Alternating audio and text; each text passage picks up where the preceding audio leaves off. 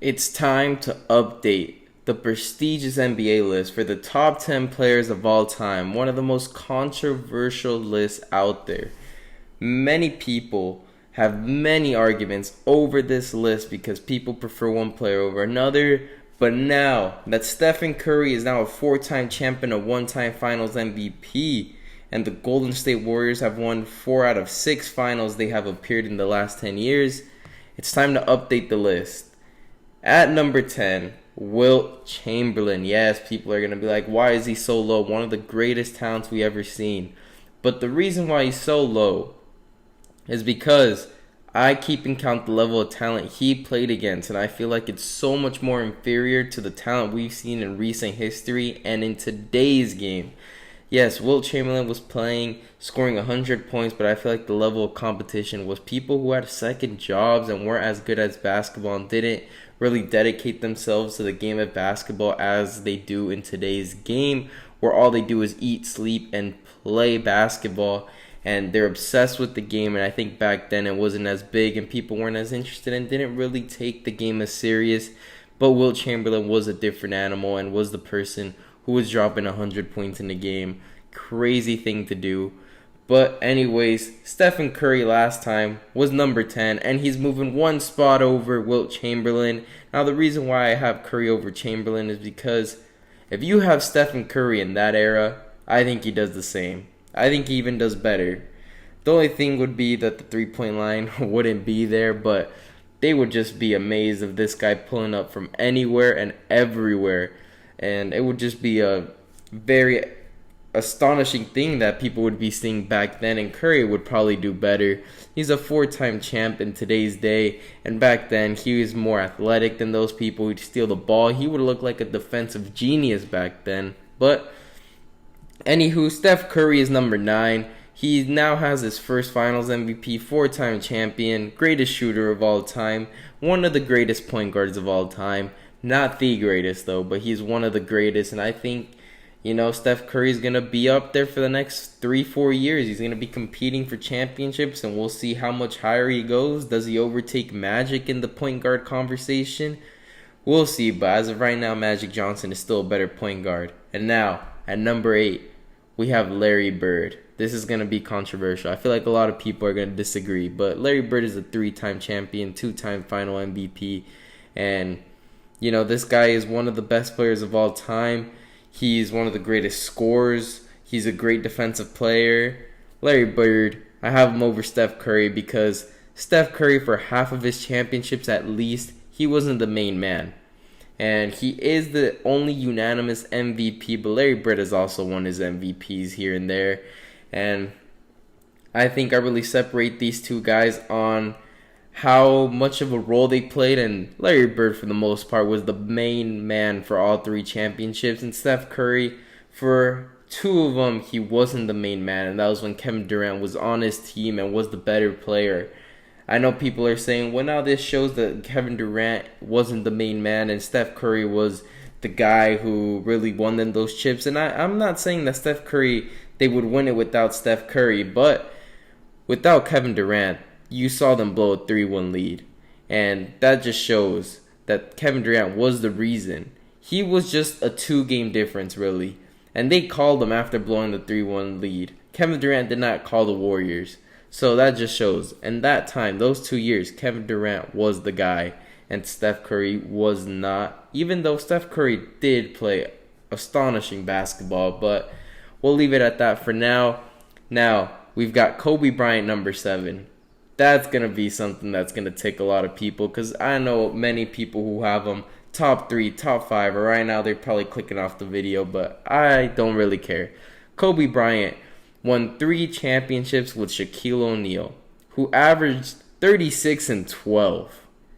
So 3 of those championships, Kobe Bryant wasn't the main dude, which I kind of take in count when I'm doing this, and he did prove for 2 of those championships that he won against the Magic and against the Boston Celtics that he could be the main man and win it. He got Pau Gasol, and then him and Kobe just, they played, wow. They were a 1-2 punch, one of the most underrated ones. I think Pau Gasol doesn't get enough credit for how good he was. And Kobe Bryant, he was just one of the tough shot makers, one of the greatest of all time, to be fair. And he really showed that he was one of the greatest in those two runs. And, he did have his fair share of clutch moments with Shaq and those 3 championships, but I just give Shaq more of the credit because he had historic performances and averaged crazy numbers that you think those are my career numbers on 2K. But Kobe number 7 I think is reasonable once you check out who's 6, 5, 4, 3, 2, 1. And then we got at number 6, Magic Johnson. Yeah, number 6. Many people have him top 3 of all time. But I think what really hurts him is that he really cut his career short. He could have played a lot longer, but you know what happened to him. But anyways, he was a 5-time champ, 3-time Finals MVP. He won his regular season's MVPs as well. He was great. He led the league in assists 4 years. He was absolutely great. He came in as a rookie, won a championship with Kareem, won a Finals MVP. That just shows you. And then in winning time, this is where I really saw everything that was going on with Magic. It seems like it was kind of realistic and showed. And, they had a coaching problems. And Magic Johnson and the Lakers still ended up, overcoming that. And that is one of the most adverse championships ever because you just see Kareem Abdul-Jabbar go down on injury. And he ends up, Magic Johnson, going into Philadelphia when even the NBA didn't even think they were going to win the championship because according to them, they didn't bring the championship trophy. They thought it was going to 7 because it was going to be Magic Johnson against Dr. J and the Sixers without Kareem, and they managed to pull through and win it in 6. As a rookie, he took a championship away from the Dr. J. That is a crazy, crazy story. And honestly, he's one of the greatest of all times, and I have him at number 6. It was really tough deciding who was going to make the 5th spot in this list between Magic and Tim Duncan. Yes, I have Tim Duncan over Magic Johnson because I'm not going to be one of those people that were like, oh, if Magic Johnson played longer, he would have better stats and more accomplishments than Tim Duncan, but that's taken away from Tim Duncan. Tim Duncan did it. And Magic could have done it. So that's the difference there. They're tied in championships. They're tied in a lot of stats. But when it comes to all NBA, all defensive, and you just see Tim Duncan over Magic. Magic does have more Finals MVPs, but just Tim Duncan's the most underrated players of all time. He wasn't flashy like Magic, but he played the game extremely well. He was one of the most dominant big men of all time. He doesn't get enough credit just because he wasn't flashy. He wasn't doing these special dunks. He wasn't windmilling. He wasn't doing these crazy 3-point shots. He was Mr. Fundamental, and he showed with the Spurs that he can win without David Robinson and took over and then took a championship away from LeBron James, and he was just one of the greatest in my opinion. He had a dynasty going over there with the Spurs, and it's very underappreciated. Right now, the recency bias is going to the Golden State Warriors, who people are going to say one of the greatest dynasties of all time. But that Spurs dynasty does not get talked about enough. But anyways, at number 4 and 3 is a controversial thing, but I think I might get a little slack on this one. But I got Kareem Abdul-Jabbar, the 6-time champ, 6-time MVP, and the 2-time Finals MVP. He's absolutely one of the greatest big men, right behind number 3. He's one of the greatest. You've seen moments of him just be absolutely astonishing. Him and Magic Johnson are arguably one of the greatest duos of all time. And Kareem, I don't want to feel like I'm disrespecting him by putting out number 4. I'm going to be honest, I didn't watch too much of him. I did try to watch a lot of highlights of him, and he was pretty great. The sky hook was pretty dominant. Nobody had an answer to it. And, yeah, I just think this guy at number 3 is pound for pound a better player and most dominant big man of all time. It's Shaquille O'Neal. Yes, we've never seen a center dominate like Shaquille O'Neal. When he was playing at his peak, Nobody can stop him. There is no answer for Shaquille O'Neal. He's absolutely great. Obviously, in the Magic, he didn't end up winning a championship because Hakeem Olajuwon ended up beating him.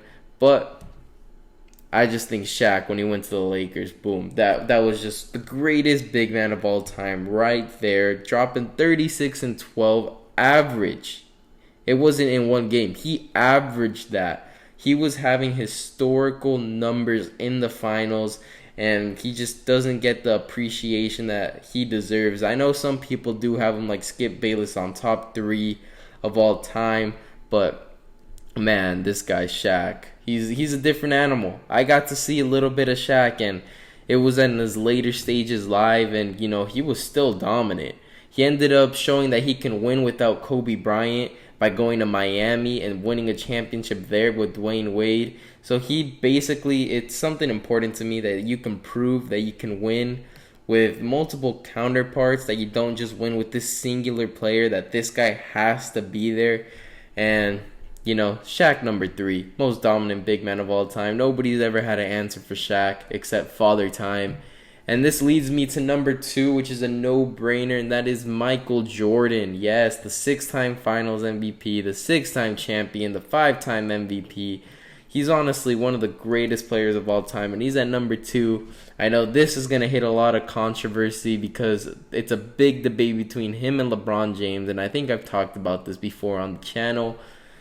But LeBron James, pound for pound, monster LeBron James. He's shown that he can single-handedly take a team full of scrubs and put them in the finals and even have a competitive games against the greatest of all time team that added Kevin Durant, a 73-9 team, said, you know what, we're going to add the second best player in the league, pair him up with the greatest shooter of all time, the third best player, and LeBron James dropped 51 points in the finals. Should have won game 1, but we all know what happened with him and J.R. Smith. But let's not take away from Michael Jordan, who just dominated his era, absolutely dominated 90s basketball. And yeah, he didn't let anyone eat, which was crazy. He basically made Utah, go championship-less. The reason why Charles Barkley doesn't have a championship is because of MJ.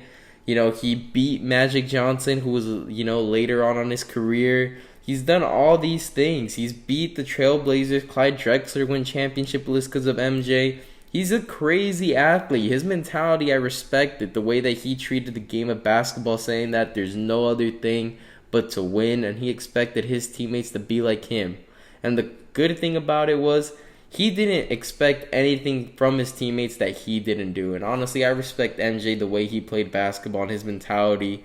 I think that's honestly the way to go when it goes to the game of basketball. But then I just got LeBron James over him just because I think he's a more all-rounded player. I think if MJ and LeBron played 1-on-1 to 21, I think LeBron wins it. I know a lot of people like Skip Bayless are thinking like, oh, MJ, give him 2 weeks and of training camp and he beats LeBron today.